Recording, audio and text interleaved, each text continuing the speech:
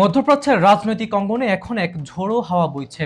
ইরানের ক্ষমতার কেন্দ্রবিন্দুতে এখন নজিরবিহীন টান টান উত্তেজনা ও রহস্যের চাদর জড়িয়ে রয়েছে।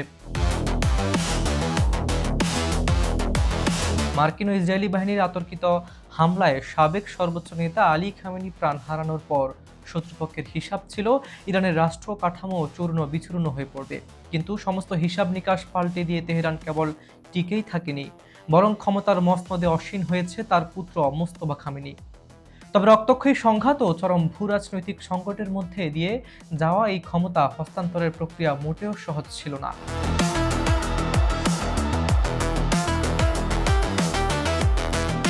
ইরানের বর্তমান কঠিন বাস্তবতার কথা অকপটে স্বীকার করেছেন দেশটির প্রেসিডেন্ট মাসুদ পেজিশকিয়ান। সম্প্রতি এক সাক্ষাৎকারে তিনি জানান, বর্তমান থমথমে পরিস্থিতিতে অত্যন্ত কঠোর নিরাপত্তা প্রোটোকলের কারণে নতুন সর্বোচ্চ নেতা মোস্তফা খামেনির সঙ্গে সরাসরি যোগাযোগ রক্ষা করা অবিশ্বাস্য রকম দুরূহ হয়ে পড়েছে।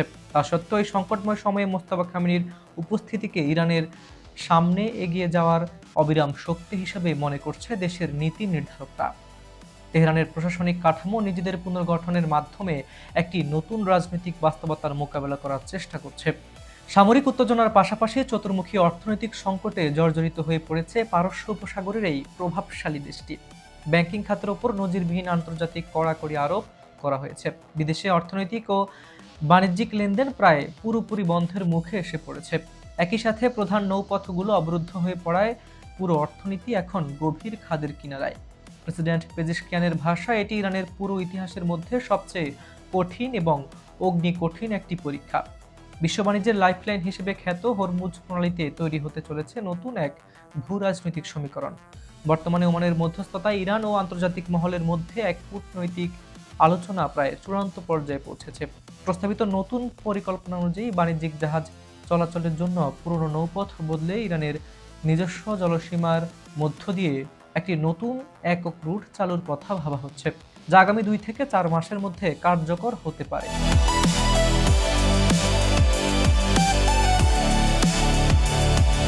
তবে তেহরান পরিষ্কার জানিয়ে দিয়েছে, হরমুজ প্রণালীর নিয়ন্ত্রণ তারা সহজে ছাড়বে না।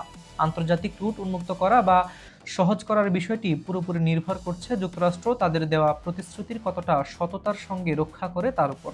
ওয়াশিংটন যদি চুক্তি রক্ষা না করে, তবে হরমুজ প্রণালীর জলপথ অবরুদ্ধ রেখে বিশ্ব বাণিজ্য ও তেল সরবরাহে চাপ বজায় রাখার সিদ্ধান্ত থেকে পিছু হটবে না ইরান। মধ্যপ্রাচ্যের আকাশে যুদ্ধের মেঘ কাটছেই না। সম্প্রতি মার্কিন সামরিক বাহিনী ইরানের বিভিন্ন কৌশলগত ঘাঁটিতে দফায় দফায় বিমান হামলা চালায়।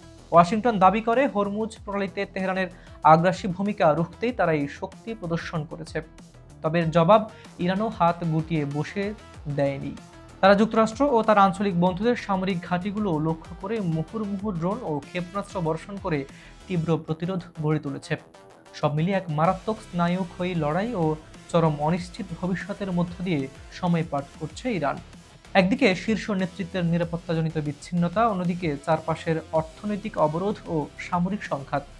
সবকিছু মিলিয়ে তেহরান আজ এক তীব্র বিস্ফোরক মোড়ে দাঁড়িয়ে আছে।